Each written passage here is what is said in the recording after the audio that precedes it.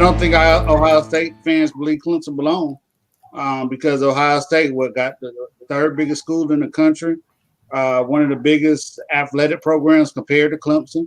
Clemson's in a small little area of South Carolina, and they think Ohio State's a blue blood, and they don't think Clemson belongs, and they hate the fact that they're 4-0, 0-4 versus Clemson, and Clemson beat them 31-0, and got probably the best coach Ohio State ever had, Woody Hayes, fired. I mean, and so there's a lot of hatred there, probably on the Ohio State side too.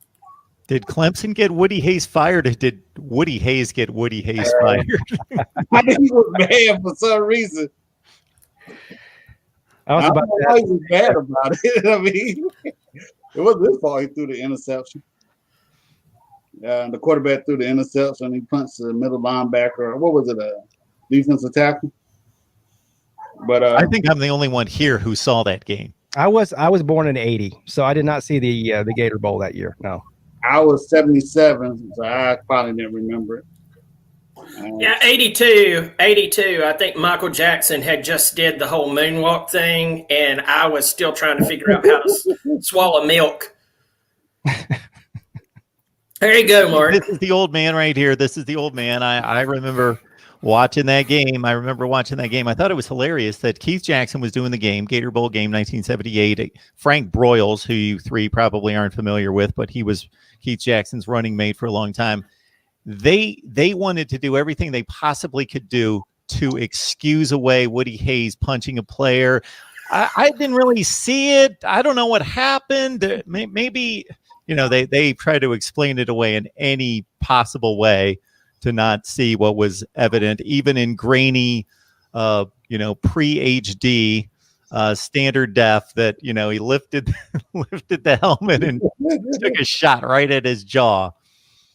Did he ever say why he did it? He just did it just to be just mad at the time? Just mad. He was a mad guy. He didn't like to lose. And that wasn't his only issue on the football field. The guy a few different times took a yard marker, right? Can you imagine somebody doing this? A coach today took a yard marker, a first down yard marker, just took it and smashed it right over his knee several times, did this during games. Wow, I didn't know that. Would just do a Bo Jackson right over his knee with a yard marker. All right, we're probably losing some views here because nobody can relate to 1978 except for me. So we'll bring it up to the more recent past. Yeah, I think that game with in the Orange Bowl where Watson went off, not Watson, but Watkins. Sammy Watkins went off. I think that irritates Ohio State fans because I think they were missing 4 DBs that game, and they had a really good defensive line with Boza. I think Bennett was part of that team. I mean, I think that game irritates Buckeye fans that they lost that game like that. They were much more talented than Clemson at that time. I'd say from top to bottom, they were more talented at that time, but that's an all-time great Clemson roster. If you look, especially offensively, Taj Boyd, Sammy Watkins, DeAndre Hopkins, those three guys alone are all three of the best players they ever put on the Clemson paw. So, that game could have gone either way. It came down to the end. But, it was a great game. They've all been great games except for one. Right. Yeah, that's true. So was that the beginning of the Clemson surge, the Clemson launch? I go back to that LSU game that they won at the Peach Bowl with a remarkable 4th and 16 or 18 conversion. So it was led by offense, because I look back on that Clemson 2013 team that was really good, top 10 team. Florida State obviously was still so much better than them at that point, but it was a great offensive team.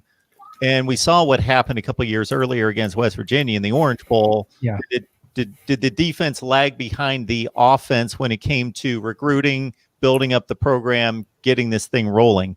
I believe that the LSU game in the Peach Bowl, which, by the way, I was there. It was on New Year's Eve. My wife and I went, which was a great time, by the way.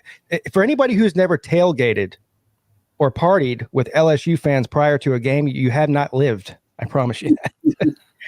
I think that was the statement game, that the breakout game for Clemson, and then the Ohio State game was sort of a confirmation of that.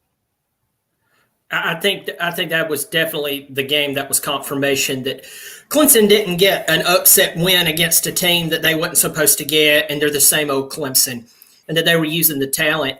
Go back to a question you were talking about just a second ago. You were talking about the recruiting with defense and offense. If you look during the Bowden days, we had some really good recruits on the defensive side of the ball. Several times, Ricky Saub, Daquan Bowers, the list goes on. But I think where we were always missing something was that great leader at quarterback. We were seemingly stuck in between the option and the pass era for Clemson. But what really changed for us is when we got those skill players, we got the quarterback, and then, of course, putting together the pieces for the coaching staff with Venables. And so to me, I think that win against Ohio State, I mean, that was a team that just won the national championship. They had all these who's who, like Pete said, they were a better team defensively than us. I mean, that was a who's who team. But I think that was the one that definitely said, okay, we're actually for real. And so I think that was a monumental game. And I think we also need to thank Tennessee and Lane Kiffin for not taking Boyd. I mean, he's the reason why he ended up at Clemson. Because remember, Boyd was committed to Tennessee at one point, and Lane Kiffin said, "You're not my type of quarterback."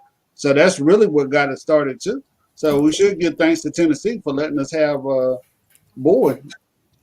I mean, a lot of people don't really remember that, but Boyd, he was highly recruited, and Tennessee wanted him really bad. And when Lane Kiffin took over, Boyd ended up coming there. I mean, and Chad Morris, he did his thing too. And I think what helped us after Chad left is that our defense used to get tired out so much because Morris was like, go, go, go. And then, when Elliott and Scott took over, they kind of slowed it down and ran the ball a little bit more. I mean, that offense was amazing with Sammy Watkins, but I think that helped out too with Chad Morris coming in.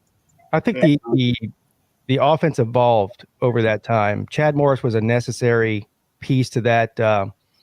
Clemson was not built like what's the term we always hear, guys? Like an SEC team, right? Big up front.